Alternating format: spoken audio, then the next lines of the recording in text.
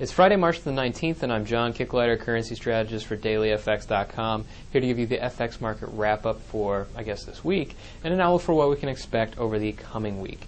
Today's price action is kind of following the fallout of the EU ultimatum that was given by Greece, that they said they were placing a one-week deadline for the European Union to get its act together and produce a viable rescue plan should that plan be needed. They certainly need this because this is going to be a kind of backstop for their own financial means, and it also gives considerable stability to the speculative market because they'll be confident enough to invest in Greece's debt, and thereby it lowers their financing costs, makes it easier for them to operate and continue with their austerity cuts. We see this playing out very, very clearly in the euro itself. We have the euro dollar tumbling today, and a number of the other euro crosses are showing euro weakness. But we also see another condition playing out, a general condition, and that's a significant pullback in risk appetite. It doesn't necessarily break the aggressive trend we've seen over the perhaps past 6 weeks, but it does set things back. It does put us on a little bit more of an even keel, something for us to perhaps jump either direction next week, whether it be a strong reversal or a very strong continuation trend. But we see this playing out most distinctly with the U.S. dollar. The U.S. dollar is advancing quite substantially this morning, specifically against the British pound, the Aussie dollar. We also see the Canadian dollar very volatile there, and that's more also due to Canadian data. We'll talk about that in just a second. But we see it as volatility that certainly does not match what's going on with the Dow or with crude. And what that tells us is that the U.S. dollar is not just a safe haven currency, it also has applications as a yield currency, though it's slowly gaining on that front. And that's because we've seen recently interest rate expectations for the Federal Reserve, the backdrop for dollar yields, are starting to improve. So there's a leveraged response to risk aversion. That means that's a very critical point to make, because if we do have an aggressive reversal in risk appetite itself, it's going to be a very big move for the U.S. dollar. So there's a big potential there and a turnaround for the U.S. dollar and for risk appetite itself. Something to keep in mind as we continue trading. But as for event risk today, the docket was very, very light. The only thing that would have any kind of market moving impetus, and we were looking at ahead of time, and good thing we were because it was very market moving, was the Canadian backup of CPI and retail sales. Now, those two indicators are not typically that market moving, but we did get some significant surprises from both of them.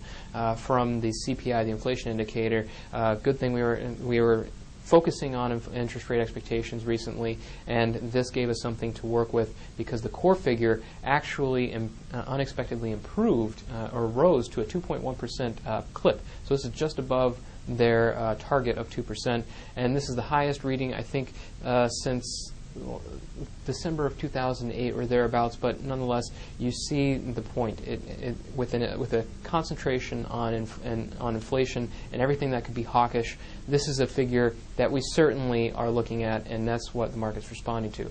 Retail sales, the headline figure was better than expected, but it was the ex-autos sales that really took things off with a big 1.8% jump against a 0.7% the previous month, biggest jump since, I think, November 2007. So overall, very strong numbers for both growth and inflation, giving us good reason to believe that the Bank of Canada will be moving before the Federal Reserve when it comes to interest rate hikes.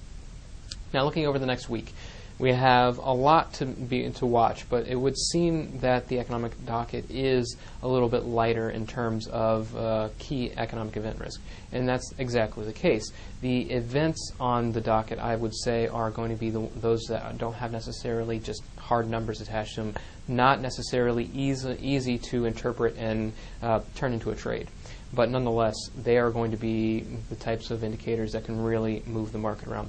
Top event risk, I think, is the EU summit on the 25th and the 26th. With that Greek deadline in place, we need to see if they're going to give us a bailout plan or if Greece is going to have to pursue other options.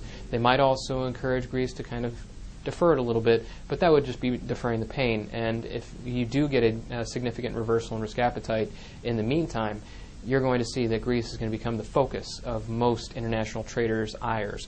So it's going to be something that is going to be a particularly market-moving event either way, whether they change anything or whether they don't. Aside from that, we're also watching the UK budget announcement for the 2011 year. The Treasury is going to be releasing this midweek, and we need to watch and see how their budget forecasts are, because this could define their actual election that's coming up.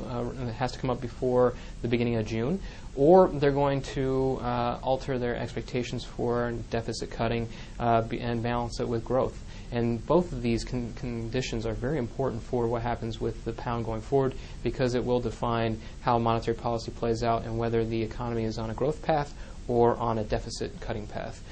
Can't have both and have both work very well going forward.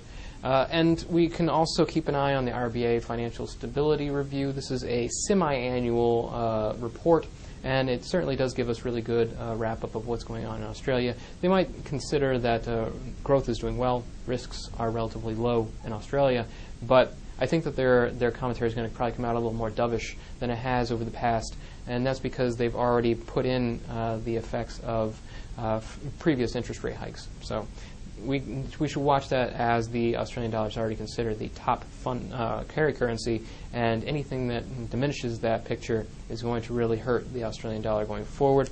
Other indicators that we can watch, there's a number of them. European data has German IFO, also has the PMI figures that are good leading growth indicators, and they're for March. So definitely want to watch that to see how we're going to get a good, clear picture of the first quarter activity report for the Eurozone and Germany and France and all those individual countries. We'll also be watching Japanese CPI. We'll be watching New Zealand GDP and their deficit figures. Those are going to be some pretty market-moving indicators, especially for the New Zealand dollar. It's kind of wavering, especially in terms of risk appetite, because it does not have the yield to keep it caught up to the Australian dollar. So it's a big back and forth with the New Zealand dollar. So there's many second-tier, even top-tier economic indicators, but I would say concentrate more on the big themes. That's where you're going to get your big shifts in risk appetite, and that's where all the big trades are going to be coming from for the medium-term traders. Short-term traders, you can keep your eyes on that event risk. But as for trades, actually this morning I got out of my euro-pound short at a plus 150 points. It was the time to take it out because it did stall. It was a good run, and it could have a continuation down to the downside, but I think that was enough time to run, and I don't like the probability of a reversal from here. I'm also still short the dollar CAD, though that has reversed significantly from its intraday lows today because of the rebound in the U.S. dollar. My stop is at break even, so I'm not too concerned about that. I'll let it play out as it needs to be. And if it doesn't push down to parity, I would have given up, I think, about 150 points, but I was looking for more, so that was part of my trade. I'm sticking with it, and that's the best thing to do. My euro-yen position is still short, still looking very good. Sticking with it, letting it play out as it should. And I also took another position this morning, a short Aussie dollar after it broke its rising wedge formation. This is going to be very dependent on next week whether the U.S. dollar can really advance and whether risk appetite can actually retrace and reverse its course. We'll have to see how that plays out, but the stop is set relatively wide, so we'll see, give it some room to move and let it develop. So it's still in its early stages. And a couple other pairs that I'm really watching and I think could turn into really great trades are a short CAD yen at the top of its broad range. The Aussie CAD, very volatile today. It actually touched both the top and bottom of its wedge formation, so a breakout seems to be very close. And even the euro dollar. The euro dollar has pushed all the way back down to the bottom of its recent range. If we get a break of that range, it'll be another good push for a long-term continuation position. But if you want to read more about my and my colleagues' analyst picks, you can look at you can see us on DailyFX.com, or you can also follow us on our real-time news feed, or you can read the fundamental technical analysis of the currency markets on www.dailyfx.com.